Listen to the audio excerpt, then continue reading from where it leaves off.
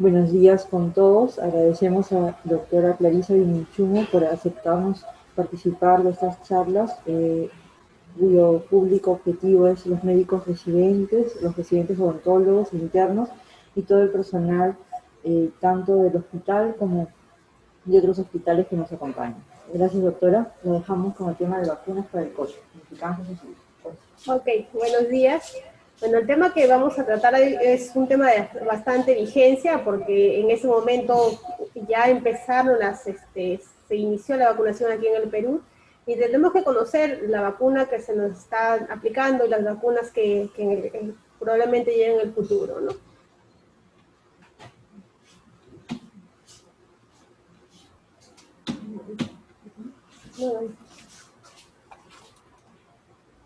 Ya, entonces, las vacunas son una de las estrategias que tenemos para luchar contra el COVID. No son la solución al problema, porque mientras no haya la inmunización colectiva que se quiere lograr con las vacunas, que corresponden más del 80% de la población por las variantes, en realidad una enfermedad inmunoprevenible con tener una inmunoprotección de 60% era suficiente, pero con las variantes que tenemos del coronavirus es probable, se necesita que la inmunoprotección de rebaños llegue a un 80% y aún están en investigación en este momento si las vacunas que se están aplicando van a tener cobertura lo posible para las otras cepas que están apareciendo y que van a suceder porque como pandemia y mientras haya casos, el virus tiene una oportunidad de mutar y esas mutaciones probablemente no se pensaron cuando se desarrolló la vacuna. Quizá una de las vacunas más potentes se refieren en cuanto al control de las cepas, pudiera ser la vacuna de virus inactivo, pero en realidad eso solamente va a quedar en la probabilidad, mientras no se tengan estudios que demuestren que esta vacuna, aún con los cambios de cepas o las modificaciones genéticas que se están dando en este virus, pudieran desarrollarse, ¿no? Entonces, vamos a ver, para recordar, ¿no?, que nosotros, que estamos viviendo esta pandemia, en diciembre del 2019, más o menos para el 5 de diciembre, empezaron a haber casos de pacientes que hacían problemas respiratorios y en realidad ya no llamó la atención hasta el día 30 de diciembre, que sí, efectivamente, habían 27 pacientes que eran personas adultas que tenían insuficiencia respiratoria severa, que habían tenido como común haber estado, un punto común, haber estado en el mercado de Wuhan. Y luego, o sea, no se midió la gravedad y el impacto de esta pandemia, porque se pensó que podía ser como el SARS o como el MERS, que llegó a una condición de una epidemia, ¿no?, que se autolimitó, y pensaban que con esto iba a pasar lo mismo, y no se midió la magnitud de este problema y que tenemos ahora un daño en realidad catastrófico para la salud pública. Todos los sistemas de salud han colapsado en los países más ricos del mundo y, bueno, y nuestro país con recursos limitados mucho más, ¿no?, por la magnitud de la enfermedad, la cantidad de casos, por la severidad de los mismos, porque todavía no tenemos bien concientizado el mensaje de que, que no deberíamos automedicarnos, y muchos de los pacientes que estamos viendo hoy llegan graves, politratados, con una polifarmacia que en realidad en los primeros días de los brotes, cuando nosotros veíamos, eran pacientes que venían tratados por médicos particulares que les daban aspirina, warfarina y enoxaparina, y los primeros pacientes en la primera ola se nos morían por sangrado. Hoy no sucede eso, pero hoy les están dando antibióticos y los pacientes vienen después de uso de meropenem, vancomicina, generando resistencia, y son las implicancias que probablemente todavía no estamos midiendo lo que va a llegar en el futuro, ¿no? Entonces, esta enfermedad es un virus respiratorio de los beta-coronavirus, ¿no? Y también, ¿no?, cuando a nosotros nos toca educar a la población como trabajadores de salud, y hay la duda, ¿no?, ¿cómo esta vacuna la hicieron tan rápido? En realidad, lo que se ha aprovechado es las epidemias que hemos tenido con el SARS, con el MERS, y a partir de esas desarrollo molecular, se ha logrado desarrollar las vacunas. En realidad no hubo necesidad de tener vacunas para el SARS porque el cuadro se autolimitó, y el MERS tampoco. Sin embargo, tenemos que saber que, por ejemplo, China, para el 5 de enero, si bien Europa empezó el 5 de diciembre, para el 5 de enero ya tenían identificado el patógeno que producía eso, y a partir de ahí, a partir del estudio, el material genético que tenían, se pudieron hacer las primeras pruebas moleculares empezaron a desarrollarse ahí, ¿no? También el desarrollo de las vacunas se empezó desde esa época, o sea, desde enero ya se empezó porque ya se tenía el aislamiento molecular del virus que estaba produciendo la enfermedad, ¿no? Entonces, tenemos que saber que para hoy, para el día de ayer, la cantidad de personas infectadas en el mundo eran 115.197.805 y la cantidad de fallecidos 2.560.000 y 169.011 habitantes. Y si uno ve la reproductiva hace una semana, más o menos en las últimas semanas se han muerto 100.000 personas por coronavirus, ¿no? Cuando vemos la data de aquí del país, la región más afectada en este momento es Lima, pero la tasa de letalidad más alta en este momento la tenemos en La Libertad. Y para la semana pasada, para el 27 de febrero, la tasa de letalidad llegaba a 3.42 y para esta semana la tasa de letalidad en el país llega a 3.5 y es porque los pacientes están llegando muy tarde a los establecimientos de salud, ¿no? Bueno, nosotros tuvimos un inicio de manejo de la pandemia, quizás manejando nuestra pobreza porque sabíamos que si se hacía tamizajes moleculares como pedía la población, era imposible porque solo teníamos un laboratorio como país para poder hacer eso y a veces discutíamos con los infectólogos, sí, porque se hagan las pruebas moleculares, decían, pues si nosotros empezamos a hacer tamizaje masivo con pruebas moleculares a la población, era muy probable que los resultados tuviéramos después de un mes. Y después de un mes el paciente o se curaba o se había muerto. Entonces lo que hizo el Ministerio de Salud fue utilizar pruebas rápidas que no eran lo recomendable, pero que en algo nos sirvieron cuando los pacientes llegaban a los hospitales porque eso nos permitía muchas veces confirmar el diagnóstico y que, por ejemplo, para intervenciones oportunas no nos servía mucho y que, por ejemplo, para población o estudios para población, de exposición poblacional, esas pruebas eran mucho más útiles, ¿no? Ya eso se está cambiando porque ya todos los hospitales, todas las regiones ya tienen laboratorios moleculares y eso es un avance como país porque nos permite a lo mejor hacer cercos epidemiológicos más temprano y intervenir oportunamente porque cuando llegábamos a una población donde las pruebas serológicas eran positivas, ya el virus había pasado, ¿no? Entonces, hoy, por ejemplo, con las pruebas moleculares ya tenemos algunas condiciones que nos ayudan a intervenir más rápido, pero vemos que todavía las estrategias del gobierno todavía no se dan para poder hacer ese control como se está haciendo en otros países, ¿no? Entonces, cuando hablamos de control de la epidemia, yo les decía, ¿no? La vacuna es una de las barreras que tenemos para controlar esto, no es una de las estrategias, pero el uso de barreras no debe disminuir ni debe desaparecer. Y, por ejemplo, eso es lo que ha llevado a que Europa tenga su tercera ola, ¿no? Porque dijeron, ya empezamos a vacunarnos, ya el virus lo tenemos controlado, pero ustedes tienen que saber que todas las vacunas investigadas hasta este momento en el mundo, hasta hoy, 5 de marzo, todas las vacunas que tenemos, lo que logran es disminuir la posibilidad que uno haga formas severas y que se muera por la enfermedad. Ninguna vacuna está diseñada para que prevenga, o sea, para que no te enfermes de COVID. Por eso la necesidad de tener a una población más o menos el 80% inmunizada para disminuir esa posibilidad de enfermarnos, ¿no? El uso de barreras no debemos desdeñarlo porque es una estrategia que va a servir, que la OMS hasta ayer seguía recomendando que tenemos que utilizar, si es posible, doble mascarilla, porque la virulencia de las nuevas cepas es mucho mayor, ¿no? El distanciamiento social es una estrategia también que, si bien es cierto no la tenemos interiorizada, es una de las estrategias que nos ayuda a disminuir la posibilidad de exposición. Y el rastreo de contactos, ¿no? Que, como les digo, las pruebas moleculares vienen para eso, para hacer un diagnóstico oportuno, intervención oportuna, y si fuéramos una población ordenada, probablemente si tuviéramos una prueba molecular positiva, nos quedamos en la casa y no contagiamos, ¿no? Pero a veces las pruebas moleculares, por ejemplo, en diciembre servían para irme a reunirme en mi casa con mi familia, y decían, no tengo enfermedad, y si el problema es que si el diagnóstico no era adecuado, la toma no era adecuada, a lo mejor sí está exponiendo a mi familia, ¿no? Y eso es probablemente lo que ha sucedido para tener el segundo brote, que es lo que hemos empezado en el mes de enero, ¿no? Ahora, ¿quién debe recibir las vacunas? En realidad esta es una pregunta que antes de empezar la distribución de las vacunas en el mundo, se preguntaban, ¿no? Bueno, la vacuna debería recibirse en base a la información de la ciencia, a la forma como tengan implementadas las estrategias del país y también a condiciones éticas, ¿no? Y hemos visto que el país no ha sido el único que se ha visto involucrado en a lo mejor esta distribución inadecuada de personas que debieron esperar su momento para recibir la vacuna, ¿no? Entonces, por ejemplo, cuando se empezó a investigar y decir, bueno, ¿a qué población vamos a empezar a inmunizar? Se tenían que hablar de la población más afectada. Por ejemplo, ¿quiénes son los que se mueren más por COVID?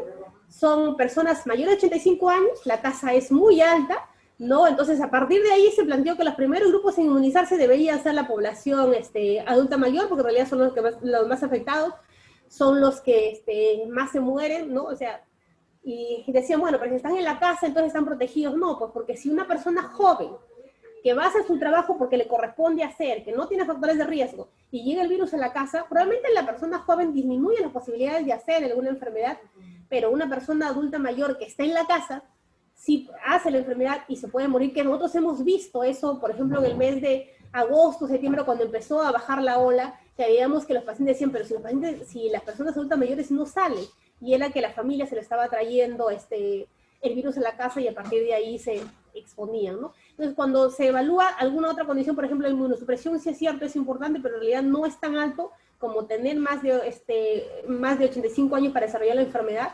Los pacientes, aún con el problema de un compromiso pulmonar crónico, tampoco tienen tanto riesgo como el principal, que es la edad, ¿no?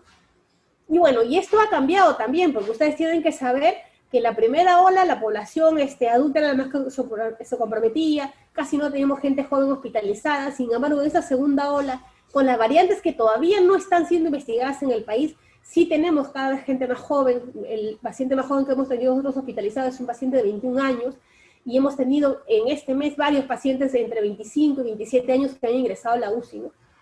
Entonces, la edad, por ejemplo, es un parámetro que está cambiando para en el riesgo de exposición y severidad de COVID, ¿no? Entonces, cuando se evalúa, por ejemplo, este es un estudio hecho en Colombia, de qué variantes condicionan el paciente se enferme más, y, por ejemplo, el estar en la casa es un factor. Por ejemplo, aquí, los que menos se infectaban de COVID eran las personas las que más se infectaban de COVID eran los que estaban en casa, eran los pacientes entre 60 y 80 años, ¿no? Pero cuando uno va a ver quiénes más se hospitalizaban, ya este grupo, a pesar que ellos se enfermaban más, o sea, había mucho más gente infectada aquí, ¿no? Aquí vemos que los que se hospitalizaban más, ya el grupo etario ya iba volviéndose como mucho más aumentada la edad, ¿no? Y luego, quienes ingresaban a la UCI era un grupo medio, pero el grupo mayor era entre 50 y 70 años, ¿no? Y quienes morían más eran este grupo, los más afectados, los que, bueno, finalmente era el grupo más importante que ingresaba a la UCI. ¿Y quienes se recuperaban más? La gente más joven, ¿no? Entonces, estas gráficas y estas pirámides nos dan en realidad lo que nosotros hemos percibido, ¿no? Son gente joven que se infecta más, pero que los que se complican más y se van a hospitalizar son gente que tiene mucho mayores años, ¿no? Quien llega a la UCI más o menos corresponden a este mismo correlato de edad. Los que se mueren también son este grupo importante de personas entre 70 y 80 años. En realidad, los de 90 años no son muchos, porque en realidad no hay mucha gente de 90 años, ¿no? ¿Y quiénes se recuperan más? La gente mucho más joven, ¿no? Entonces, cuando se evalúa también ya a quién yo tengo que proteger dentro del grupo de riesgo, se hace un estudio de seropositividad de los trabajadores de diferentes grupos ocupacionales, y, por ejemplo, ¿quiénes se exponían más? Esta es una data de los Estados Unidos, en la cual los trabajadores que trabajaban en las cárceles son los que tenían mayor exposición. Por eso, a las personas que están ahora en la cárcel son el segundo grupo que se va a intervenir para poder vacunarlos, ¿no? A los técnicos, a los trabajadores que trabajaban en condiciones de emergencia, ¿no? A los policías también, ¿no? Y aquí, por ejemplo, el grupo de enfermeras era un grupo importante, pero sin embargo los que tenían un contacto más cercano, no necesariamente los servicios de salud, también era un grupo que eran los que tenían serología predominantemente positiva a COVID, ¿no? Y esto ha significado que, y vamos a ver más adelante, la gráfica en la cual nos permitió decidir con quiénes empezaba primero, ¿no? Entonces, por ejemplo, este es un gráfico que a partir del cual se estableció, porque esta política de vacunar primero a los trabajadores de salud y a los que están en contacto más cercano de riesgo, no es una política del país, es una política del mundo, porque no hay muchas vacunas, y entonces se tiene que ser bastante inteligente en el uso de esto y racional, ¿no? Entonces, aquí, por ejemplo, estaban en el grupo que se incluía primero y recomendaba el CDC, era personas mayores de 60 años, ¿no? Aquí incluían también a los trabajadores de salud, porque en realidad lo que se tenía que garantizar era que la atención sea continua a los trabajadores. Si el trabajador de salud se enferma, ¿quién va a atender a los pacientes finalmente, no? A los trabajadores de primera línea, ¿no? Ahí eran los bomberos, los policías, o sea, los que se encargaban de seguridad, y a los trabajadores esenciales, ¿no? Por ejemplo, aquí, ¿quién incluye los esenciales? Por ejemplo, a los que venden comidas, ¿no? O sea, ¿por qué? Porque si no se venden alimentos, entonces ¿cómo el resto de cadena va a funcionar, ¿no?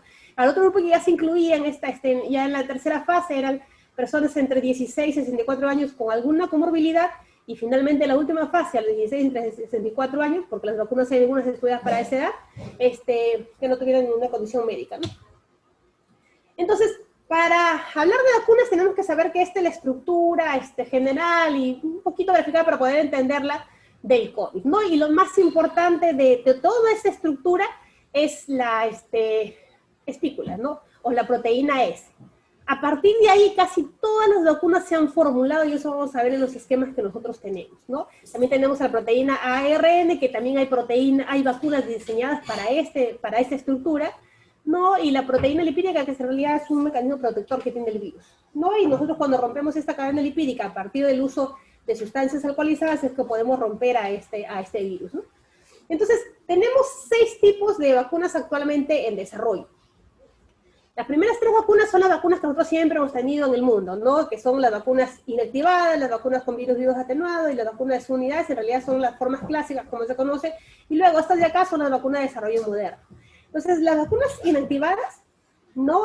El ejemplo clásico es el Sinovac y el Sinopharm, que es la que nosotros estamos recibiendo en este momento en el país. La vacuna de virus vivo atenuado ha tenido sus traspiés y todavía no ha sido todavía autorizada para su desarrollo. Y las vacunas de subunidad, en realidad, son varias de las vacunas que están siendo desarrolladas en este momento, ¿no? Entonces, cuando uno revisa la data hasta el 27 de febrero de cómo estamos en vacunas, en realidad, investigaciones de vacunas han empezado como 200, ¿no? En este momento, para el 27 de febrero, o sea, para la semana pasada, en fase 1 habían 40 vacunas. ¿Qué significa fase 1? En la cual se busca la dosis que va a funcionar para que pueda utilizarse una vacuna. En la fase 2 ya tenemos la dosis, aquí tenemos que buscar qué tan segura es y qué tantos efectos adversos, qué tan eficaz es, o sea, cuánto llega la cantidad de formación de anticuerpos y qué tan segura es, ¿no? O sea, qué tantos eventos adversos nos va a producir cuando nosotros recibamos esa vacuna, ¿no? Y la fase 3 es ya terminamos la fase 2, donde ya sabemos cuáles son los efectos adversos esperados. Entonces, en esta fase ya es la fase de poblacional, donde se busca ya identificar ya en mayor número de población los efectos adversos que eventualmente pudieran tener los pacientes, porque aquí, por ejemplo, son grupos que son voluntarios, ¿no? Entonces, en este grupo ya no son voluntarios necesariamente, ¿no? Sino entran todos grupos que eventualmente lo más semejante a una población general con algunas condiciones o factores de riesgo, pero ya adrede para buscar efectivamente si a grupos de riesgo pudiera eventualmente una vacuna producir daño, ¿no? Y tenemos las vacunas que ya tenemos autorizadas por la FDA, son 6 y aprobadas por la misma también 6. Y hay 4 vacunas que, bueno, en el estudio decidieron abandonar porque tenían muchos factores, muchas condiciones de inseguridad para aplicar en la población, ¿no? Entonces, este es un esquema que nosotros no debemos olvidar, porque en función de eso es cómo están, cómo nosotros sabemos en qué intervención va a funcionar la vacuna, ¿no? Por ejemplo, hay vacunas que nos ayudan a prevenir la infección, o sea, que yo no haga la enfermedad. Por ejemplo, la vacuna de la varicela, o sea, si yo me recibo la vacuna para varicela no voy a hacer, y por ejemplo, así funcionan las vacunas. Entonces, cuando nosotros tenemos que evaluar en qué condición o en qué escenario están con las vacunas de COVID, ninguna vacuna identificada en el mundo, trabajada en el mundo y estudiada, hasta este momento previene la infección. Todas las vacunas están actuando hasta este nivel, a que los trabajadores o que las personas no hagan la enfermedad, no lleguen a hospitalización y finalmente no mueran, ¿no? Y con eso disminuyendo la transmisibilidad, sí es cierto, ¿no? Pero en realidad ninguna vacuna en este momento que yo me coloque va a evitar que yo haga la enfermedad. La forma de que voy a hacer, probablemente si ya estoy vacunada, va a ser una forma leve de enfermedad, y eso va a depender también de la eficacia de la vacuna, ¿no? Qué tan eficaz es la vacuna para lograr anticuerpos e inmunoprotección, ¿no? Entonces recordamos esto, ¿no? O sea, las vacunas vienen o para evitar que uno ingrese a un ambiente hospitalario, para evitar que uno muera o para prevenir la infección. En este momento, el contexto que tenemos nosotros para el COVID es que las personas no lleguen a hospitalizarse y tampoco lleguen a morir. O sea, si hagamos formas leves de enfermedad, ¿no? Entonces, para más o menos informarnos cómo funciona la vacuna, tenemos que recordar cómo es la inmunogénesis de la infección por SARS. ¿Por qué no tenemos vacunas que en ese momento prevengan la infección? Porque la enfermedad en realidad es muy heterogénea. Todavía no están determinadas algunas condicionantes porque hay personas que tienen la misma edad y hacen unas formas severas y otra persona no. Sí es cierto que se han identificado algunos factores de riesgo, algunas comorbilidades que pueden facilitar el desarrollo de enfermedad, por ejemplo, la hipertensión.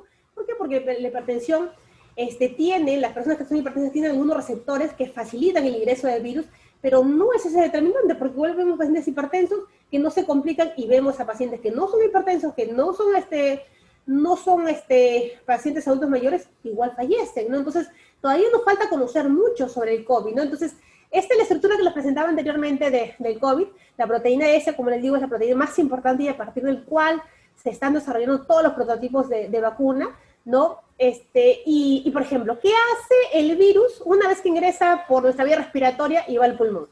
Lo que va a hacer es, nosotros tenemos un receptor, el AC2, y este receptor no solamente está en el pulmón, sino está en diferentes estructuras del cuerpo y entonces en todas las estructuras de nuestra economía. Entonces, cuando este receptor hay en mayor cantidad, la teoría dice que eventualmente tuviera la mayor facilidad para que ingrese el virus y hacer las mayores condiciones para producir inflamación. Entonces, y nosotros hemos visto acá, el virus ahora tiene un componente inmunogenético, familiar, porque vemos familias enteras que el virus se las está llevando, y hay familias enteras que todos los pasan con enfermedad sintomática. En realidad hay algunos poligenes que están interviniendo y probablemente sea la cantidad de receptores que tiene el cuerpo que están condicionados también a eso, aparte de las otras condiciones de cuánto yo me expongo al virus cuando yo uso mis barreras, que también es otra condición que nosotros no deberíamos descuidar, porque si decimos, bueno, si a mi familia ya le dio COVID y entonces le dio grave, entonces a mí me da grave, no necesariamente sucede eso,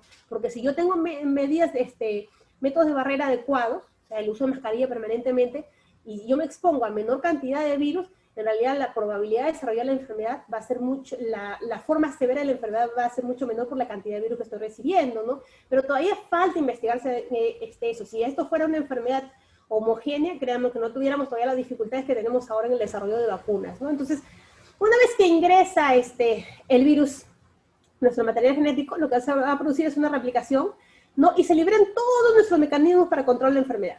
Uno de ellos es, los macrófagos van a tratar de controlar el virus, no se produce este control, y entonces aquí ingresan a nuestras células presentadoras, a nuestro anticuerpo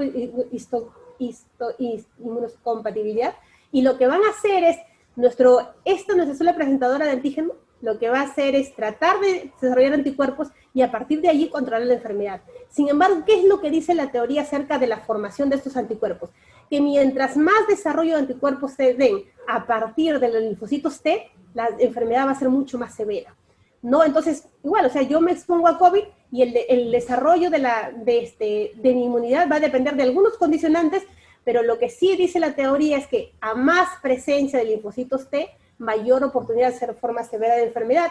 Y por ejemplo, y eso es lo que vemos cuando a un paciente le sacamos un hemograma y nosotros, cuando empezamos a conocer esta enfermedad, veíamos que un criterio de severidad era el que el paciente tenga linfopenia.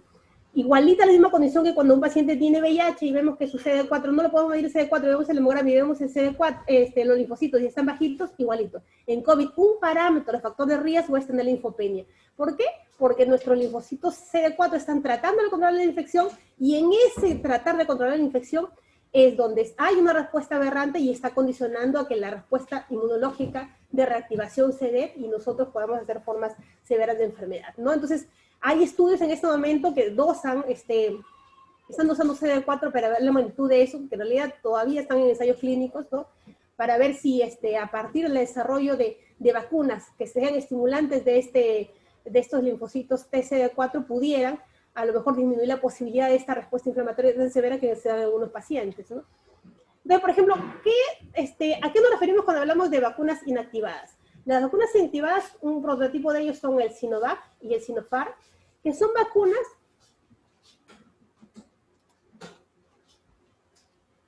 que lo que hacen es, ¿y cómo se desarrolla esta vacuna? Es a los pacientes de Wuhan, que fueron los primeros pacientes, porque esta vacuna se desarrolló desde el mes de enero del año pasado, ¿no? Lo que hicieron es sacar ese virus, exponerlo a condiciones químicas y eso es lo que sucede cuando pasa en el cuerpo, ¿no? Ponemos a la vacuna que ya no tiene, que ya está muerta por condiciones químicas, y entonces nuestra célula presentadora de antígeno lo reconoce, y al ser esta célula presentadora de antígeno lo que va a hacer es desarrollar anticuerpos. Entonces, ¿qué tenemos acá? Es un virus que está muerto, que está ingresando a nuestro organismo, y lo que va a condicionar es la formación de anticuerpos. Esa es la dinámica que se produce cuando nosotros recibimos vacunas inactivadas. O sea, son vacunas que cómo se han elaborado es a partir de tener un paciente enfermo, que en caso de la vacuna de Sinopharm ha sido hecha a partir de la primera cepa de los pacientes de Wuhan, y entonces con esta cepa lo que se ha hecho es manejarlos o matar químicamente al virus, y son esas partículas que nos han sido colocadas, y a partir de eso buscamos el desarrollo de anticuerpos, ¿no? Entonces, las vacunas inactivas, un ejemplo de ellos es la Sinovac de Sinopharm. En este momento, todas estas vacunas están en fase 3. Hay diferentes países que están desarrollándose estas fases. Una de ellas, bueno, en la vacuna Sinovac en China, en Indonesia, en Brasil, en Turquía y Chile. Ellos han visto una eficacia de la vacuna en 91.25%, y en realidad cuando valoran riesgos, qué tan insegura es la vacuna, en realidad ellos no han encontrado riesgos mayores con la colocación de la vacuna en estos estudios todavía en fase 3, que incluso algunos estudios todavía van a terminar, porque lo que buscan con en la fase 3, lo que se busca es identificar qué tan segura es la formación de anticuerpos, que ya lo tenemos definido con el estudio fase 2. Sin embargo, estos anticuerpos, ¿cuánto tiempo duran? Por eso hay pacientes que ingresaron a este protocolo que empezó en el mes de octubre aquí en el país, y que el protocolo recién va a terminar en octubre del otro año, en octubre de este año, porque es un año de seguimiento que les van a hacer para ver si finalmente esos anticuerpos que se han formado con las vacunas, cuánto tiempo van a durar, y si vamos a requerir refuerzo todos los años, ¿no? Y probablemente se tenga que extender mucho más los estudios para esto, ¿no? Entonces, la vacuna de Sinopharm también es una vacuna que está en fase 3, que en este momento está en estudio poblacional, y lo que se busca con esta vacuna está siendo probada en China, en la Unión Europea, en Morocco, en Egipto, en Jordán, en Perú, en Argentina. La muestra más o menos ha sido de 30.000 personas que han participado en el estudio, y los sujetos de estudios entre 18 y 59 años. Hay algunos que hablan de una eficacia de un 86% de la vacuna, y otros plantean un 79.1%. ¿No? En la dosis que ellos han probado para la vacuna Sinopharm es de 4 a 8 gramos, y la cadena de frío en realidad es una cadena regular que se utiliza para todas las vacunas de 2 a 8 grados, y el tamaño, y el esquema que ellos plantean, en el caso de Sinovac, que es la vacuna que se está aplicando en Chile, el esquema puede ser de 0 a 14 días o de 0 a 28 días, y en el caso de Sinopharm, que es la vacuna que se está aplicando aquí en el Perú, la vacuna es de 0, se puede aplicar hoy, y el inserto de la vacuna dice hasta un mes, pero aquí en el Perú se ha quedado como esquema de vacunación al 0 y 21 días, ¿no? El precio sí es un poco oneroso, pero bueno, eso ya lo establece el mercado. Y se plantea que la capacidad de producción para finales del año 2021, para el caso de Sinopharm, sean 1 billón de vacunas, ¿no? Ahora, las vacunas de subunidades proteicas, en realidad son las vacunas ¿cómo se hace esta vacuna? A partir de proteínas virales. Estas van a ser cultivadas en bacterias, levaduras, insectos, o mamíferos, y a partir de allí, de ese producto, es lo que al paciente le van a inocular, ¿no? A la persona que va a recibir la vacuna. Entonces, ¿qué subunidad es la que más se está utilizando? La subunidad, la proteína S1, ¿no? Entonces, una vez que está trabajada esta proteína a partir de, no el virus, sino una parte del virus, y en este caso la parte del virus que se ha elegido, la proteína S1, entonces a partir de allí se produce el mismo fenómeno, ¿no? Que se presenta la célula presentadora de antígeno. Estas van a ir a producir una respuesta humoral, ¿no? Y a partir de esta respuesta humoral, primero lo que se van a formar son las células plasmáticas, y luego son las células de memoria, que son las células T, ¿no? Entonces, las subunidades de proteínas, la que tenemos en el mercado y la que se ha empezado a utilizar en la Novavax, esta se ha empezado a usar en el Reino Unido. No, esta vacuna la que plantean es que pudiera utilizarse solamente una dosis en pacientes que han tenido COVID. No, sin embargo, cuando uno va al análisis de la investigación de por qué ellos plantean una dosis, lo que ellos dicen es que, bueno, no hay muchas vacunas, y lo otro es que eventualmente con la enfermedad yo hago anticuerpos y con la vacuna yo me refuerzo, pero cuando también en el paper lo que ellos refieren es que, bueno, en realidad no tenemos muchas vacunas, y a lo mejor esto pudiera ser una alternativa para que la mayor cantidad de población reciba vacuna también, ¿no? Si reducimos a solamente una dosis. No, la edad de sujetos de estudio entre 18 y 59 años, y en realidad no, ellos no han visto mayores efectos adversos cuando se ha utilizado de forma masiva, ¿no? Igual tiene una cadena de frío fácil de manejar, ¿no? De 2 a 8 grados. El esquema de vacunación es también de 0 a 21 días. Y ellos estiman que para finales de 2021 haya 2 billones de vacunas elaboradas por este laboratorio, ¿no?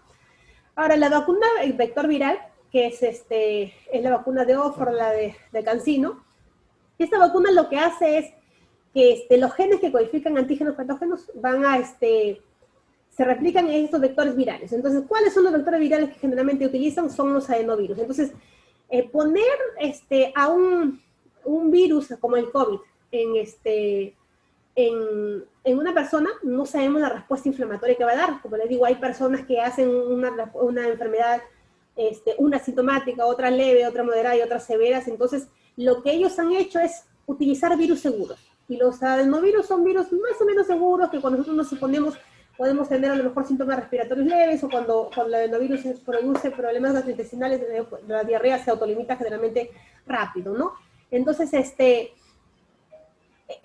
¿cómo se desarrolla la tecnología que se desarrolla? Es esto, o sea, yo saco una partícula, una parte del material genético del virus, y lo que yo hago es inocularlo en el adenovirus, y entonces lo que voy a ingresar como vacuna es un adenovirus que tiene material genético del COVID, y a partir de ahí empiezan a desarrollarse anticuerpos, ¿no?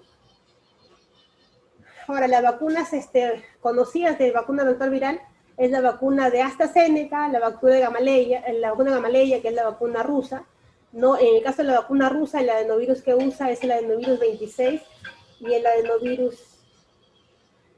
adenovirus 5, ¿no? Y lo que hace, bueno, en lugares donde se han hecho las investigaciones en el Reino Unido, en Sudáfrica, en Colombia, en Perú, en Argentina, ¿no? Y la vacuna Gamaleya básicamente ha sido desarrollada en Rusia, en Bielorrusia, en India, bueno, y en Venezuela, que ha ingresado como una vacuna que se ha empezado a utilizar la población, a pesar que esa vacuna está en fase 3, ¿no? Entonces, la fase 3 la están haciendo todos los venezolanos cuando reciben esta vacuna. No, no es parte de un protocolo, sino lo han ingresado en forma masiva. Ahora, la edad de los sujetos, entre 18 y 59 años, y por ejemplo, la vacuna de AstraZeneca ha tenido sus traspiés, ¿no? Porque recibimos en agosto una información de un paciente que había desarrollado mielitis traversa a partir del desarrollo de esa vacuna, y en noviembre, octubre, para el 1 de noviembre también hubo la información de un segundo paciente, ¿no? El primero lo descartaron, pero el segundo la investigación todavía no ha concluido, entonces ellos lo dan como una reacción adversa mayor a la mielitis traversa, pero hoy que se está aplicando en la población, porque ya se está aplicando esta vacuna en el Reino Unido, no se ven estos eventos, ¿no? Entonces, la vacuna de Oxford, también la cadena de frío es una cadena fácil de manejar, de 2 a 8 grados, el esquema de vacunación es de 0 a 28 días, ¿no? La vacuna de Gamaleya también tiene la dificultad que esta vacuna tiene que estar a menos de 8 grados, ¿no? Que quizás la dificultad sea mayor porque es una vacuna relativamente segura, ¿no? Y en la muestra, la eficacia es de un 91.4%, y el esquema de vacunación es de 0 a 21 días.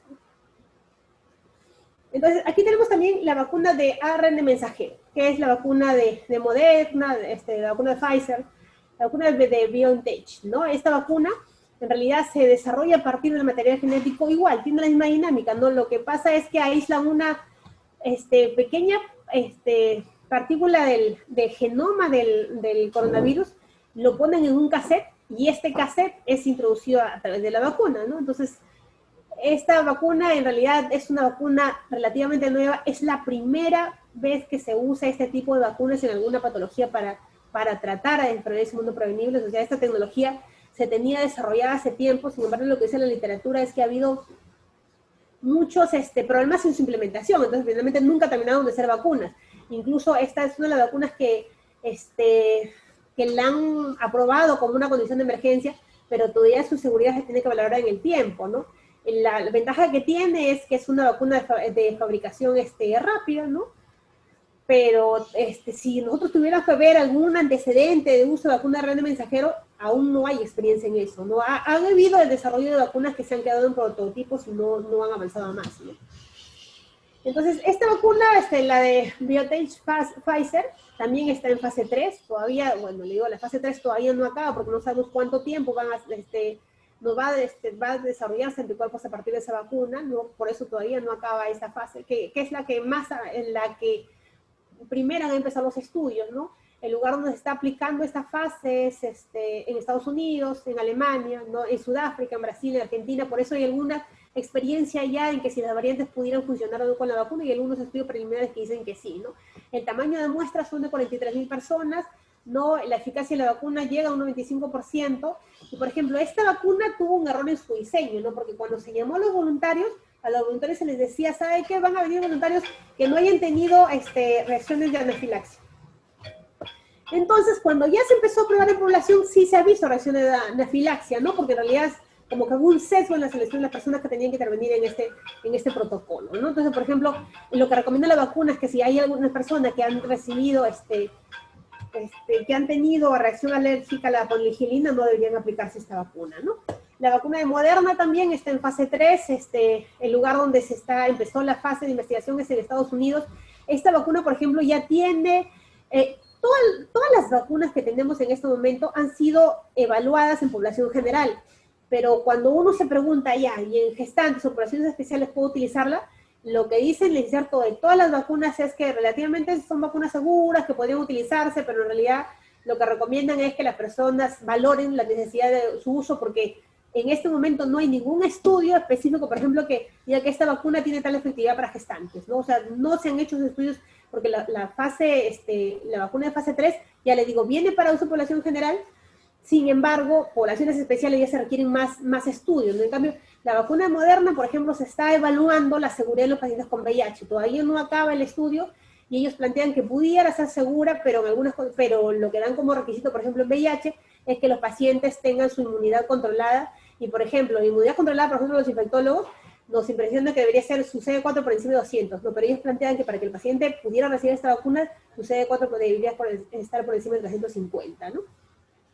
En cambio, en cuanto a la vacuna de Biotech, tiene la desventaja que el almacén tiene que estar en una cadena de frío menos 70 grados, pero les voy a decir, estaba revisando algunos artículos y las recomendaciones que da el CDC, que finalmente no resulta tan ciertas, ¿no? Que vamos a ver más adelante eso, ¿no? El esquema de vacunación es de 0 a 21 días, ¿no? Y ellos se refieren a Pfizer, que tiene una capacidad para producir 1,3 billones de vacunas para este año, ¿no? Pero igual así no logran cubrir a toda la población. Y la vacuna Moderna, la cantidad que se usa son 100 microgramos y la cadena de frío es de 8 grados, de 2 a 8 grados centígrados, con una seguridad que es solamente por un mes, ¿no? Y por ejemplo, es la eficacia. Este es un estudio donde se mide la eficacia de las vacunas a RNA mensajero. Entiéndase la Moderna y de Pfizer, porque los dos fueron incluidos en el mismo estudio, ¿no? La vacuna de Moderna, cuando se empieza a aplicar, y se aplica a partir de la segunda dosis, no se mide aquí el cúmulo de incidencia de COVID, ¿no? Entonces, a los dos grupos, a los dos brazos se les coloca la vacuna y se recomienda que sigan usando los métodos de barrera. Entonces, cuando se empieza a colocar la segunda dosis, que es a los 21 días, ellos ven que definitivamente los que se pusieron la vacuna tienen un desarrollo lineal de COVID, significa que no hicieron la enfermedad, ¿no? Asumiendo que también, porque esto fue un estudio ciego, ¿no? Asumiendo que estos pacientes también igual utilizaron las mismas condiciones de seguridad, las mismas condiciones de barrera, y ellos sí tuvieron más riesgo de hacer enfermedad. Y la vacuna de Moderna tiene la misma respuesta, ¿no? O sea, cuando se colocan a partir, o sea, si ustedes ven aquí, en la primera dosis de Pfizer, cuando se coloca la primera y segunda dosis, el riesgo de hacer la enfermedad fue similar, pero cuando se coloca la segunda dosis, ya los anticuerpos se logran formar con la enfermedad y entonces disminuye la posibilidad de hacer infección por COVID, ¿no? Y en cuanto a la vacuna Moderna, sí, o sea, es más bajito el riesgo, ¿no? Con la primera dosis en realidad no ven la presentación de casos, y a partir de la segunda dosis ellos ven que definitivamente ya la curva se empieza a diferenciar, ¿no? Los que han recibido vacuna no hacen enfermedad y los que no recibieron con el placebo sí tuvieron un riesgo para hacer enfermedad. En cuanto al almacenamiento, y ese es el problema que hay con esta vacuna, ¿no? Ellos lo que dicen es que si yo voy a recibir la vacuna y la tengo que almacenar por 6 meses, tengo que tener un freezer de menos 60, 80 grados, pero yo digo, ¿para qué voy a comprar la vacuna si la voy a almacenar? No, en realidad no tiene sentido.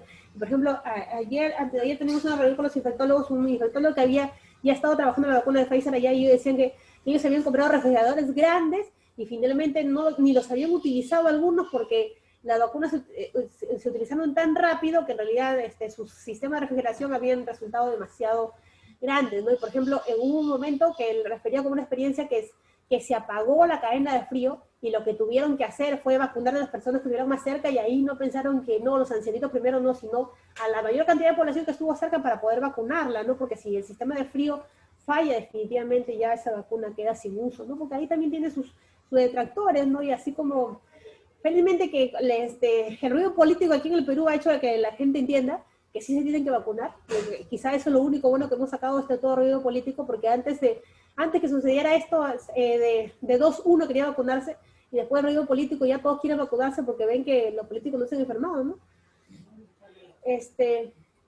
Bueno, esto es lo que le decía, lo que estaba graficado en el CDC, ¿no? O sea, si yo compro la vacuna de Pfizer, ¿no? Y para tenerla en condiciones seguras de cadena de frío y no la voy a utilizar por 6 meses, tengo que tenerlo en un lugar estable, con la temperatura menos 70 grados, pero yo digo, ¿para qué voy a comprar una vacuna si la voy a guardar? No tiene sentido esto, ¿no? Entonces dicen que eso tanto de tenerlo a menos 60, 70 grados, en realidad simplemente va a quedar en la teoría porque las vacunas vienen para usarse, ¿no? En un segundo momento, por ejemplo, si las vacunas, si yo lo tengo en un freezer entre 20 y 25 grados, yo puedo cada 5 días cambiar los cubos de hielo y tener a condiciones seguras, y esto así a 2 a 8 grados pueden estar estables por más o menos unos 20 días, ¿no? Y también si yo las voy a refrigerar a las vacunas y ya las voy a empezar a utilizar en la población, refieren que yo puedo utilizarla por 10 días con 2 ciclos de cadena de frío, esta vacuna todavía es segura. Y bueno, si finalmente la vacuna viene y yo ya empiezo a utilizarla en la población, o sea, tengo la vacuna ya tengo la población ahí, ¿cuánto tiempo me puede durar? Hasta 120 horas en una cadena de frío simple, que es la vacuna, que es la cadena de frío que nosotros siempre usamos aquí en el país, ¿no? Que es una vacuna de 2 a 8 grados. Entonces, para el almacenamiento sí se requiere esa gran refrigeradora de 60, 70, menos 60, 70 grados centígrados. Pero en realidad, si esta vacuna viene para uso inmediato, en realidad probablemente requeramos esto, ¿no? De colocarle en un sistema de frío, que es un congelador nada más, ¿no? Y asegurarnos con una permanente evaluación de la cadena de frío, que esto, por ejemplo, lo puede durar hasta 20 días, pero siempre cambiando los bloques de hielo para asegurarnos que esta se mantenga entre menos 2 y 8 grados centígrados, ¿no? Entonces, por ejemplo, estos son los primeros estudios que nos dicen que la vacuna de Moderna, porque la vacuna de Moderna se ha empezado a utilizar en África, eventualmente tienen algunos efectos protectores contra las cepas variantes de la cepa sudafricana, ¿no? Todavía falta algunas investigaciones de esto, pero en realidad del resto de vacunas todavía no hay información. Entonces, mientras no tengamos información, no vamos a saber qué tan eficaces van a ser las vacunas que hoy se están aplicando para las nuevas variantes que tenemos en este momento, que se están dando y que van a seguir sucediendo mientras haya la pandemia. Hay mayor oportunidad que este virus mute permanentemente, ¿no? Y ahora, el otro tipo de vacunas es las vacunas de DNA, que finalmente lo que hacen, y por ejemplo, esta es una de las ya formulaciones antiguas de hacer vacunas, ¿no? O sea, relativamente con mucho más experiencia que las vacunas de ARN mensajero.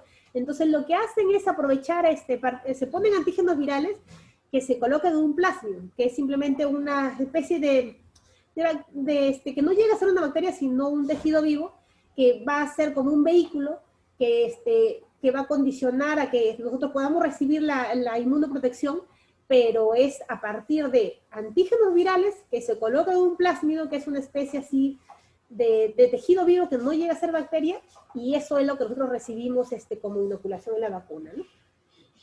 Entonces, cuando ya vamos al histórico de Sinopharm, cómo ha ido el desarrollo hasta el momento que llegó al Perú, en realidad yo le decía, o sea, el 20 de enero China empieza el desarrollo de vacunas, o sea, no es una vacuna que se hizo en un par de meses, no, o sea, ellos empezaron el desarrollo de la vacuna en el 20 de enero, porque ellos ya tenían el aislamiento, la secuencia molecular, el secuenciamiento genético del coronavirus, ¿no?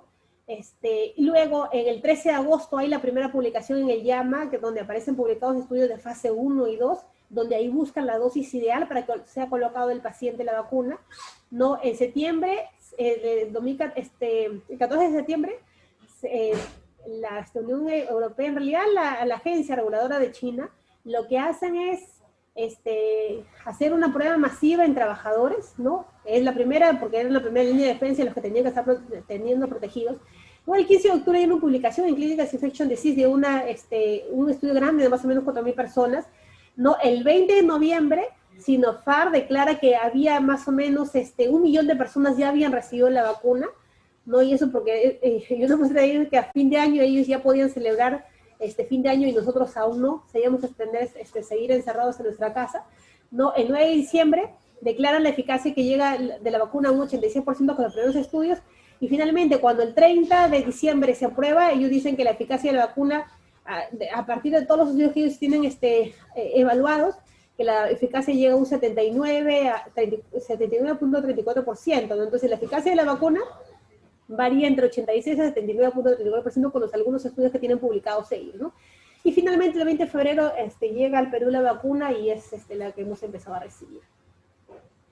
Entonces, cuando vamos a la vacuna de Sinopharm, en realidad es una vacuna que su aplicación es intramuscular netamente, ¿no? La posología de inmunización es, según el inserto, dice de 2 a 4 semanas, pero aquí en el Perú se está aplicando, o sea, la primera dosis y a las 2 semanas se va a aplicar, sino a las 4 semanas, ¿no? Aquí en el Perú la aplicación es de 0 a 21 días, ¿no? Los síntomas y las reacciones más frecuentes que refiere el inserto de la vacuna es que hay dolor, muy frecuente dolor en el lugar de la inyección, relativamente frecuentes son fiebre, debilidad, dolor de cabeza, dolor abdominal, ¿no? Enrojecimiento en la zona de la inyección, y ocasionalmente puede haber una erupción cutánea en la zona donde eventualmente uno recibe la vacuna, ¿no? Entonces, cuando vamos a las frecuencias, más del 10%, pero es muy común que hay dolor en la zona donde se aplicó la inyección.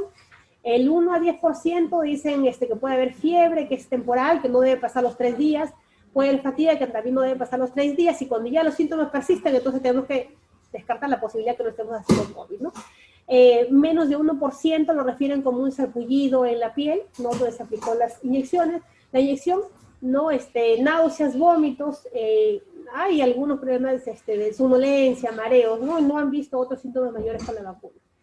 Entonces, este es el esquema de vacunación que tenemos en el país. En realidad, yo les presentaba en las primeras gráficas la propuesta que hacía el CDC, y en realidad todos los países del mundo lo han asumido, y ese asumir ha sido a partir de la poca disponibilidad de vacunas que hay en el mundo, ¿no? Entonces dijimos, ya, tenemos que en este momento hacer un estudio o una evaluación inteligente de quienes nos van a ayudar más en las condiciones para vacunar, y en realidad a quien tenemos que proteger primero es a los trabajadores de salud, ¿no? Porque si el trabajador de salud se enferma, ¿quién garantiza la continuidad de la atención de los servicios, ¿no? Entonces, el primer grupo de personas que han ingresado a la vacunación han sido cualquier persona cualquier personal de salud, no independiente si esté trabajando en trabajo asistencial o trabajo remoto, porque lo que se prevé es que los trabajadores que fueron a casa por factores de riesgo, al inmunizarlos, eventualmente ya pudieran disminuir su posibilidad de infección y entonces regresar a tener un retorno laboral pronto, ¿no? Luego al personal de las Fuerzas Armadas, a los bomberos, a estudiantes de la salud, que probablemente ellos demoran un poco más porque se ha adelantado las fases y están incluyendo a los mayores de 60 años que, según el reporte del MINSA, ya empezarán la inmunización el día sábado, ¿no? Entonces, ¿y por qué se amplía o se adelanta a ellos? Por el riesgo de mortalidad que tienen ellos, ¿no? De hacer la infección. Bueno, por ejemplo, este es un estudio publicado en el JAMA en este año, el año pasado, en el 2020. ¿No? Ese es un estudio donde lo que buscan es evaluar la seguridad, ¿no? Con la vacuna de Sinopharm. ¿Qué es la vacuna que están necesitando de Sinopharm? En realidad, en ese momento era lo que buscaban ellos era, primero, determinar la dosis. ¿Cuál es la dosis segura de aplicación de esta vacuna? Es un estudio de fase 1, ¿no? Donde ellos probaron con 2.5 microgramos, con 5 microgramos y 10 microgramos, ¿no? Y el placebo era con hidróxido de aluminio, ¿no? Y se aplicaron en ese momento inyecciones intramusculares al 0 días, al 28 días y al 56 días, ¿no? Y luego en la fase 2 ya eran personas asignadas al azar. Entonces, con el primer estudio se determinó que la dosis segura de aplicación era 5 microgramos en dos grupos, ¿no? Y esos son los resultados, ¿no? Entonces, primero, cuando buscamos eficacia, vemos cuánto de formación de anticuerpos neutralizantes hay, ¿no? Y cuánto de anticuerpos específicos para inmunoglobulina G hay. Entonces, cuando se evalúa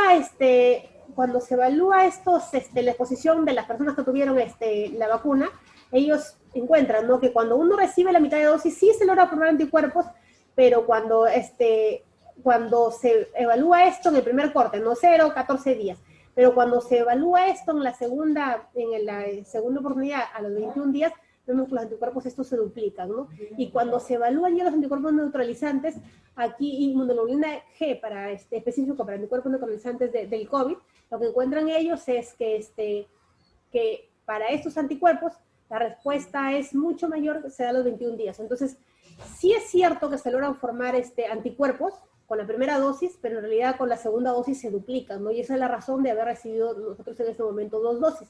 Entonces, los estudios de tercera fase están dirigidos para ver si con esta cantidad de anticuerpos es suficiente, si vamos a requerir una revacunación o no, que es probable que sí, pero todavía los estudios están en investigación y esto todavía falta aún mucho por conocer, ¿no?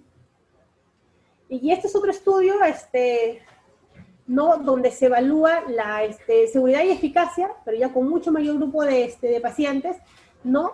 Ese es un estudio publicado en Clinical Infectious Disease, ¿no? Donde las personas en la fase 1 que se estudian son personas entre 18 y 80 años, ¿no? Que eran negativos con anticuerpos IgG y IgM específicos contra el SARS, y a ellos se les separan en 2 grupos, ¿no? Un grupo entre 18 y 50 años y mayores de 60 años, y se asignaron para recibir la vacuna al azar, y ahí lo que se buscaba era buscar si con 2 microgramos, 4 microgramos, 8 microgramos a los 0,28 días, o sea, el primer estudio que hicieron ellos fue viendo en 3 momentos a los 0,28 y 56 días, o con 0,28 días cómo se lograba la formación de anticuerpos. Pero vamos a ver que ya cuando veamos en las gráficas, ellos también hacen una evaluación a los 14 días y de que qué cantidad de anticuerpos se logran formar, ¿no? Entonces, en esta fase 2 ya solamente fueron incluidos pacientes entre 18 y 59 años asignados aleatoriamente de 1-1-1, ¿no? Y aquí lo que se buscaba era si poner la vacuna y poner con la cantidad de dosis de 8 microgramos, ¿no? Y definir si el esquema de vacunación ideal era a los 0,14 días, a los 0,21 días o a los 0,28 días, ¿no? Y este es el otro estudio, como le decía, el primer estudio que ellos tuvieron fue para determinar si a los 0,28 y 56 días era adecuado colocar la inmunización, y con este estudio, y es a partir de cuál tenemos el inserto de Sinopharm, es que logran determinar si la vacuna puede aplicarse a las 2 semanas, a las 3 semanas o terminado el mes, ¿no? Entonces, en este estudio de la primera fase, incluyeron a 1.192 participantes, ¿no? Se seleccionaron con vacunas, el grupo estuvo seleccionado por pacientes que recibieron 2 microgramos de vacunas, otros 4 microgramos y otros 8 microgramos, ¿no? Que en realidad era un grupo chiquito, ¿no? De 24 personas, ¿no? Luego ellos vieron que el evento adverso más importante era fiebre, y los que habían tenido mucho mayor oportunidad, bueno, el evento adverso más importante era la fiebre, y mientras más dosis recibían, mayor oportunidad de hacer fiebre, ¿no? En esta fase ya 2 del mismo estudio se inscribieron 2.448 participantes, ¿no? Donde la media edad de 41.7 años, y fueron asignados a la sala a recibir vacunas igual, ¿no? De 8 microgramos y de 4 microgramos, ¿no? Entonces igual la dosis que ellos querían ver era ya el esquema, ¿no? O el paciente se puede quedar con un esquema de 0 días, de 0 a 14 días, a las 3 semanas o al mes, ¿no? Entonces, y aquí el grupo ya no fue 24 personas, sino 112.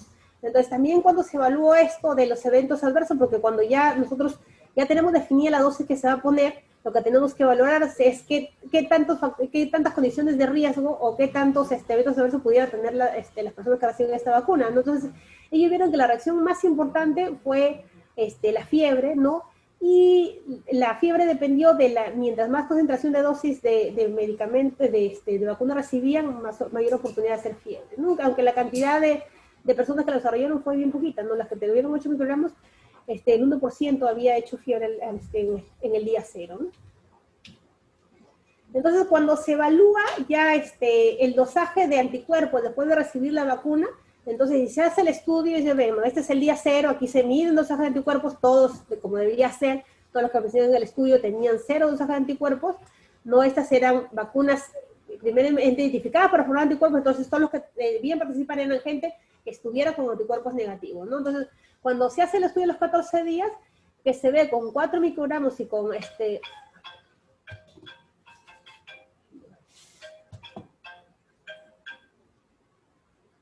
Entonces, ellos ven que se logran anticuerpos a los 14 días. Y cuando se evalúa esta misma población a los 28 días, ven que los anticuerpos se mantienen, ¿no? Entonces, es una vacuna que la eficacia se la mide, llega, determina que la eficacia llega hasta un 79%, y lo que ven aquí básicamente es que los anticuerpos medidos a los 14 días y a los 28 días, los anticuerpos se mantienen, y la tercera fase viene para eso, ¿no? Para investigar cuánto tiempo los anticuerpos se pueden mantener, ¿no?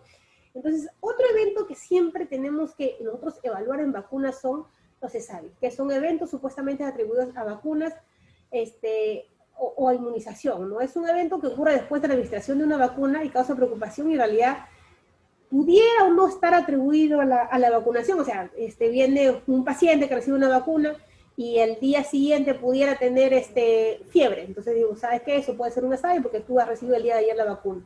O por ejemplo, un trabajador que ha recibido la vacuna y el mismo día hace fiebre o hace dolor de cabeza. Entonces pudiera ser un evento atribuido a la vacuna, ¿no? Y entonces, ¿por qué se investiga eso? Porque en realidad cuando uno recibe la vacuna, el riesgo de hacer ESAVI existe, el riesgo mayor o menor, no en toda la población, y por eso se hacen los estudios primera fase 1 y 2, para identificar cuáles son los factores, no que eventualmente si los factores o las condiciones de hacer síntomas son leves, en realidad simplemente ahí no es una vacuna relativamente segura, y entonces no requiere mayores observaciones y la vacuna puede establecerse o empezarse a dar de la población. Entonces, ESAVI es una condición en la cual leve, cuando una persona, por ejemplo, tiene dolor en el brazo y el dolor le pasa sin ninguna medicación, simplemente es un ESAVI leve, no requiere ningún tratamiento ni hospitalización.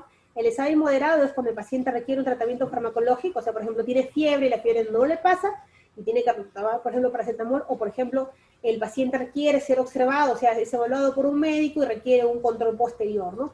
Y el ESAVI severo es una condición en la cual el paciente requiere hospitalización, o tiene riesgo de muerte o discapacidad o fallecimiento por haber recibido la vacuna. Entonces, todas estas condiciones tienen que ser notificadas al sistema de vigilancia, y máxime si es una vacuna nueva para el país y nueva para el mundo, ¿no? Entonces, por ejemplo, nosotros como Condición de Seguridad en este momento estamos aplicando una encuesta para todos los trabajadores que recibieron la vacuna para ver cuáles fueron los eventos adversos, porque en realidad lo que dice el inserto es una cosa y lo que nosotros hemos experimentado como trabajadores es otra, ¿no? Y a lo mejor sí teníamos que conocer la frecuencia, porque eso nos va a corresponder educar a la población cuando ya la vacuna venga a uso masivo, ¿no? Entonces, el ESAVI leve, en realidad sí tenemos que notificarlo a nuestra autoridad de salud, en este caso a la Unidad de Seguridad de Salud en el Trabajo, ¿no? Y se notificará en las primeras 72 horas. Y el ESAVI severo corresponde hacer toda una investigación para ver si realmente lo que le produjo al trabajador es un evento asociado a la vacuna, ¿no? Entonces, hay un cuadro clínico que nosotros no debemos que no debemos olvidar, que es la reacción anafiláctica, que en realidad es una reacción severa a la vacuna. Y nosotros aquí en el hospital hemos tenido trabajadores, no con reacción anafiláctica, sino con trabajadores, por ejemplo, que se desmayaron. Entonces digo, ya le echó la vacuna, y entonces ya el resto de trabajadores ya no querían vacunarse. Entonces, cuando uno va a ver eso, entonces nosotros sí hemos visto, ¿no? Tuvimos en la primera, en los primeros días de la primera dosis, los trabajadores del primer día no hubo ningún problema, pero el tercer día no sabemos qué pasó, pero ese día los trabajadores les aumentaba la presión, una se desmayó, otro trabajador tuvo mareos. Entonces, y por ejemplo, eso nos motivó que ese día la ambulancia del hospital de nuestro centro de vacunación trasladara varias veces a los trabajadores acá.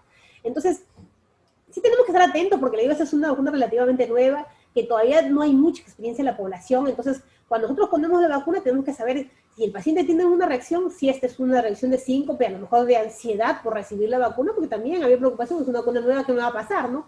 Y otra, una reacción anafiláctica, que sí es una reacción importante, sistémica, que sí tendría que ser evaluada, porque en realidad si no es atendida puede llevar a muerte al paciente, ¿no? Entonces, cuando nosotros definimos qué es una reacción, cómo diferenciar si el paciente, por ejemplo, tiene un episodio de pérdida de conciencia, si eso por una reacción anafiláctica o por un síncope, una reacción vasovagal, porque la hemos tenido, no es durante la hospitalización, por ejemplo, eso no está descrito en el inserto de la vacuna, ¿no? Entonces, por ejemplo, ahí, si hay una reacción anafiláctica, la reacción anafiláctica generalmente se presenta entre los 15 y 30 minutos, ¿no? Y la reacción vagal, o sea, una reacción a lo mejor por ansiedad, puede ser antes de los 15 minutos, ¿no?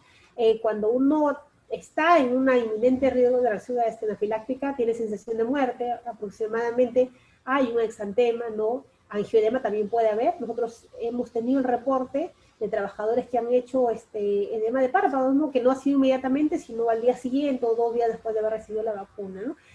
confusión, desorientación, mareo, vaído, pérdida de conciencia. Por ejemplo, este cuadro puede ser incluido en la reacción vasovagal o en la reacción anafiláctica. Nosotros hemos tenido una trabajadora que tuvo mareo, vaído, síncope, y dijeron, ay, es una reacción anafiláctica, y lo que tenemos que ver eran las otras condiciones clínicas que para descartar esa posibilidad, porque ahí se tiene que, es un manejo de emergencia, ¿no?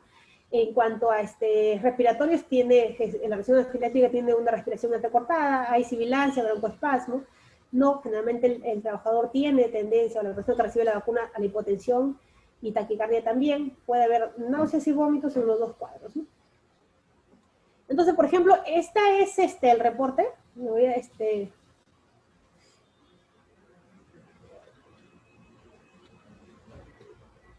hay un evento que se llama reacciones coincidentes, que nosotros tenemos que diferenciarlo. ¿Por qué? Porque, por ejemplo, hemos tenido trabajadores que se vacunaron y 2 o 3 días después hicieron fiebre, tuvieron malestar, les sacaron una prueba antigénica y sale positiva. Entonces dice, no, por la vacuna me he puesto y me he desarrollado COVID. No, con la vacuna de Sinopharm esto es imposible. ¿Por qué? Porque la vacuna es una vacuna de virus inactivos. Y al ser una vacuna de virus inactivos, lo que va a condicionar es que simple y sencillamente el virus va a hacer 2 cosas. O hago anticuerpos o no hago anticuerpos. Es lo único que puede pasar con esta vacuna, ¿no? Entonces no hay forma de que una persona que reciba la vacuna de Sinopharm pueda hacer el COVID, salvo que esté en periodo de incubación cuando se vacunó, y entonces en el momento que se vacuna, yo estoy haciendo la enfermedad de mis anticuerpos y recibo la vacuna, tengo mayor oportunidad de hacer una reacción exagerada de anticuerpos, y entonces es un evento coincidente, ¿no? Pero no es COVID, ¿no? Entonces, por ejemplo, esa es la historia de un paciente, y es real, ¿no? De un médico de 55 años, que laboró en un hospital al quien el 11 de febrero, mira, el 11 de febrero a las 9 de la mañana fue a administrar la primera dosis de vacuna de COVID, ¿no? De Sinopharm. En su hospital, ¿no? Previo a vacunarse, él se hizo una prueba rápida de COVID-19 y fue no reactivo. Ya, en primer lugar, ¿por qué se hizo la prueba rápida si la norma no dice que tengamos que hacer? A lo mejor tenía síntomas de enfermedad, y ustedes saben que la prueba rápida no es una prueba para diagnosticar enfermedad aguda, sino simplemente es una prueba para demostrar si se ha habido exposición a través de anticuerpos, ¿no? Generalmente esa prueba, cuando sale de exposición, después del 10º día de habernos expuesto a COVID, ¿no? El mismo día de la vacunación, a las 15 horas, tiene fiebre, malestar general, ¿no? A las 9 se colocó la vacuna, a las 11 hace fiebre, y dije, bueno, puede ser un ESAVI, ¿no? Entonces, el día 12 presenta fiebre, ¿no? Malestar general, tiene un ESAVI, y lo diagnostican el día 12, pues sabes que tiene fiebre, malestar general, es un ESAVI, ya, ¿no? En ese momento lo catalogaron así. Sin embargo, el día 13 de febrero persisto con cuadro febril, que cedía con la medicación, ¿no? Y el día 14, o sea, ya no, pues era 11, 12, 13, 14, ya esto no puede ser, no puede ser un ESAVI, ¿no? Persiste con cuadro febril, se agrega tos, congestión nasal, malestar general, y el 15 y 16 desarrolla, continúa con la fiebre. El 17 de febrero, en la madrugada, se agrega dificultad respiratoria, le hacen una tomografía, ¿no?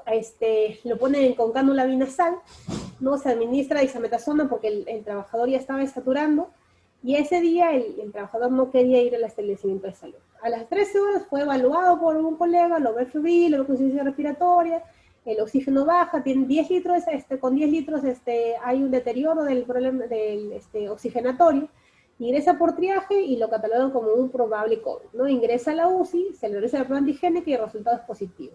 Entonces, el diagnóstico por el que ingresa al trabajador es un COVID con virus identificado y con insuficiencia respiratoria. Entonces, ¿este es un evento atribuido a la vacuna? No, es un evento coincidente.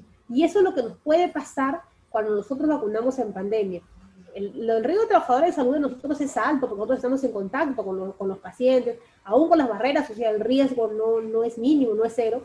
Entonces, podemos estar en ese escenario, ¿no? De que pudiéramos vacunarnos sin habiendo estado en periodo de incubación de desarrollo de la enfermedad, ¿no? Y eso nos ha pasado como hospital, ¿no? Hemos tenido 4 o 5 trabajadores que nos han sucedido eso, que dicen, ay, he hecho COVID post vacuna. No, no es cierto. O sea, él ha tenido, y con nosotros vamos a ver el análisis y el historial de los trabajadores, eso sucedido, ¿no? Habían tenido una exposición, o sea, habían sido evaluados sus días previos por médico de personal. Entonces le digo, ya, ¿por qué te vas a evaluar el médico de personal si tú estás sano? Entonces, ahí haciendo un análisis retrospectivo, hay gente que no ha debido vacunarse, ¿no? Porque, sí, porque la directiva dice, si yo tengo síntomas de COVID o estoy en contacto con COVID, no debería vacunarme, pero decimos, ya, pues si estoy en contacto con COVID, ningún trabajador de salud debería vacunarse, porque todos los que estamos en el hospital estamos en contacto con COVID en mayor o menor magnitud, ¿no?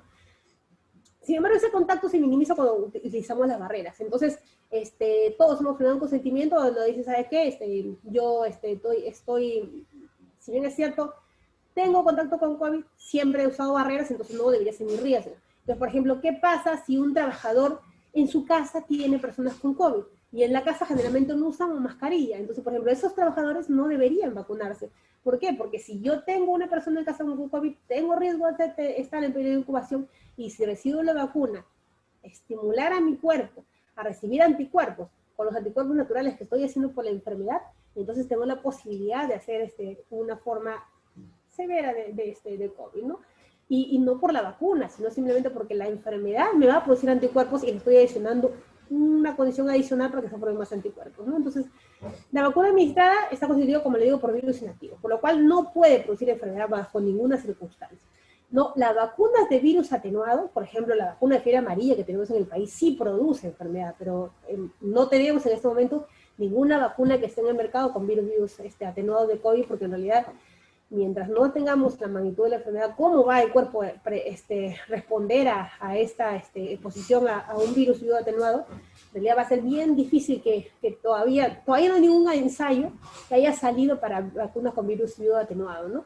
No es factible que el virus muerto llegue a la faringe para dar una prueba antigénica positiva, o sea, no es posible. O sea, yo me hago la prueba antigénica y sale positiva después de haber vacunado, ¿sabe qué? Yo estaba desarrollando COVID cuando recibí la vacuna, ¿no? La investigación, en realidad, epidemiológico mostró que en su consulta se veía un paciente con COVID que tenía un negocio relacionado también a la venta de oxígeno, ¿no? Bueno, en realidad, no es realmente la venta de oxígeno en el caso de nosotros, sino lo que tenemos que valorar es qué tan seguros hemos estado en el ambiente hospitalario cuando nos hemos relacionado con nuestros compañeros, ¿no? Por ejemplo, un momento inseguro es cuando nos sacamos la mascarilla cuando vamos a comer acá, ¿no? Entonces, el usar mascarilla nos protege, ¿no? Pero cuando nosotros estamos en condiciones, y por eso siempre se insiste en la gestión de que si voy a almorzar lo hagas solo, ¿no? Porque en realidad el de tu costado puede tener COVID. Ahora se va a disminuir la posibilidad, como les digo, pero el riesgo de no ser COVID es cero, ¿no? Y también tenemos que saber que los anticuerpos que se forman con los anticuerpos se forman después de los 7 días, no se forman antes. Ya algunos ya hemos recibido la segunda dosis, y entonces mis anticuerpos probablemente de aquí los pueda tener en una semana, pero la vacuna que nosotros hemos recibido, la eficacia en alguno de los estudios, en el mejor de los casos dice 86%, y en alguno de los casos dice 79%, que en realidad tenemos un 21% de posibilidad de exponernos a COVID, que como les digo, o sea, la vacuna viene para que nosotros no moramos por COVID y no hagamos formas severas, ¿no? Entonces, lo que les contaba de este relato, de ese trabajador que había tenido COVID, que desarrolló post vacuna, es un evento que ha sucedido en todo el mundo. Por eso la Sociedad Española de Medicina Familiar y Comunitaria, ellos hacen sus criterios para descartar infección aguda por SARS-CoV después de la vacuna, SARS-CoV después de la vacunación. Por ejemplo, dice, si una semana post vacunación, o sea, indistintamente si yo recibí la primera dosis o la segunda dosis, supuestamente con la segunda dosis ya tengo algo de anticuerpos, pero igual puedo desarrollar COVID, porque no le digo, la vacuna no tiene una eficacia del 100%, ninguna vacuna en el mundo en ese momento tiene una eficacia del 100%. Entonces, si el trabajador hace una fiebre prolongada más de 3 días, que es lo que le pasó al trabajador, con aumento progresivo de la intensidad de la fiebre, escalofríos, astenia, mialgias, tengo la posibilidad de estar desarrollando COVID, ¿no? El inicio de sintomatología generalmente se asocia a la vacunación a partir del 3er día. O sea, cuando una persona piense que puedo decir, esto es un evento asociado a la vacuna, si el evento se asocia después del 3er día, generalmente puede ser una infección COVID que no tiene nada que ver con la vacuna, pero que es un hecho coincidente, ¿no? Entonces, también hay que tener en cuenta que la presencia de otros síntomas, por ejemplo, tos, sensación de falta de aire, o ajonesia, que es la pérdida del sabor, entonces también, o dolor torácico, también pudiéramos estar pensando que el paciente pudiera estar desarrollando COVID después que se recibió la vacunación, pero yo le digo no por la vacuna, sino que porque los anticuerpos todavía no están insuficientemente formados, ¿no? Entonces, por eso no debemos de bajar la guardia, no debemos de dejar de usar mascarilla, de lavarnos las manos, y siempre tener disponibilidad. Si no nos podemos lavar las manos, tener alcohol, gel para poder higienizar las manos, ¿no? Y a partir de la primera semana de vacunación, cualquier persona con cuadro de infección respiratoria de aparición súbita que cumpla criterios sospechosos del COVID, en realidad tiene posibilidad de desarrollar la enfermedad, pero en realidad si la vamos a desarrollar post vacuna, nuestros síntomas van a ser leves, ¿no? Entonces, nosotros pensamos en un ESAVI, es los síntomas las primeras 72 horas, es probablemente esto se atribuye a al efecto de la vacuna, ¿no? De tener fiebre, malestar. Pero si estos síntomas empiezan a partir del tercer día, ya no hay que pensar que en algún momento corté mi cadena de seguridad y he desarrollado COVID, ¿no? Entonces, las recomendaciones, lo que se recomienda es que las vacunas tienen menos probabilidad de desarrollar la infección, pero no le impiden ninguna vacuna en este momento, porque la eficacia, por ejemplo, de Pfizer o de Moderna llega solamente a un 95%, ¿no? Y se recomienda que toda persona con antecedente de haber sido vacunado y que presente criterios sospechosos de COVID, o sea, haga fiebre después del tercer día o persista, o sea, tos o dificultad respiratoria, entonces se debería realizar una prueba diagnóstica activa. Entonces, ¿cuál es una prueba diagnóstica activa? Lo que se recomienda es o una prueba de antígenos o una prueba molecular, ¿no? Las pruebas serológicas en realidad ya resultan obsoletas para hacer los estudios en este momento, ¿no? Entonces, hay condiciones especiales que uno se pregunta si puedo ser vacunado o no. Por ejemplo, ¿qué es lo que dice la norma respecto a eso? Si en las últimas semanas he dado positivo a COVID o estoy siendo monitoreado, no por COVID, ¿debo recibir la vacuna? Lo que se recomienda es que no se vacune. Ahora, y esta pregunta me han hecho mucho, ¿no, doctora? Pero si yo he tenido COVID, la semana pasada me puedo vacunar. Mira, la naturaleza de la vacuna es que tú hagas anticuerpos. Si finalmente tú tienes diagnóstico de COVID y estás haciendo anticuerpos, ya está protegido. La literatura dice que la protección, si los síntomas han sido moderados a severos, dependiendo, o sea, si los síntomas han sido leves, lo que dice el CDC es que yo puedo tener anticuerpos hasta por 2 meses. O sea, una persona asintomática con síntomas leves, porque la cantidad de virus ha sido poquito, los anticuerpos pueden durar hasta 2 meses. Y si los síntomas han sido moderados, severos, incluso hasta que ha requerido UCI, en los anticuerpos duran más o menos unos 6 meses. Entonces, ¿qué es lo que dice la norma? La norma va a un tiempo medio y dice que si yo he tenido síntomas compatibles con COVID, lo que se recomienda es que vacunarme después de los 3 meses, ¿no?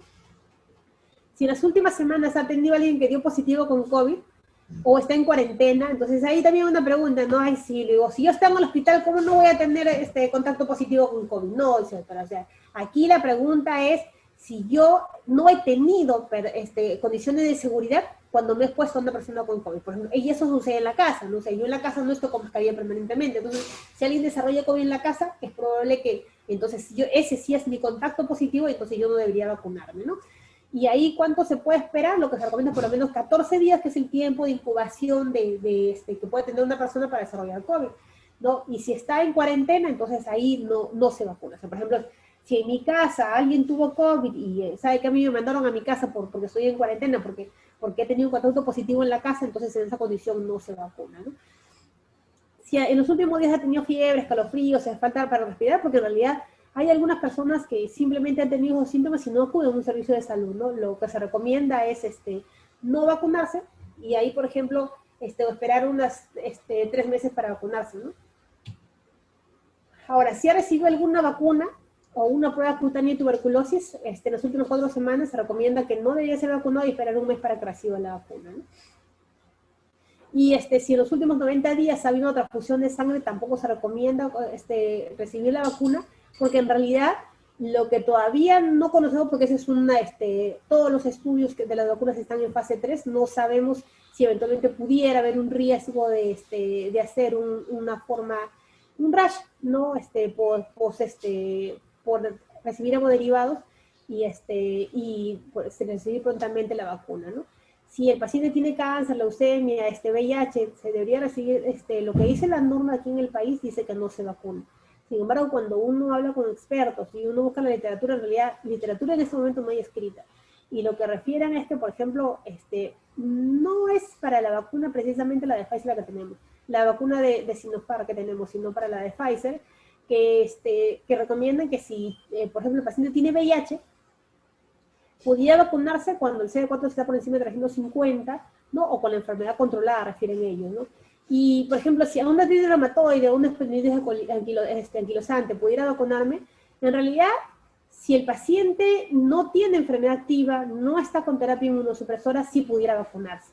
Y en otra condición, pero doctora, si yo me pongo la vacuna me voy a hacer formas severas. En realidad, si estoy con terapia inmunosupresora, porque eso también ha sido la pregunta de varios trabajadores en el hospital, si estoy con terapia inmunosupresora y recibo la vacuna, en realidad si recibo la vacuna no va a pasar nada, sino que simplemente no me he puesto anticuerpos, simplemente no voy a desarrollar anticuerpos.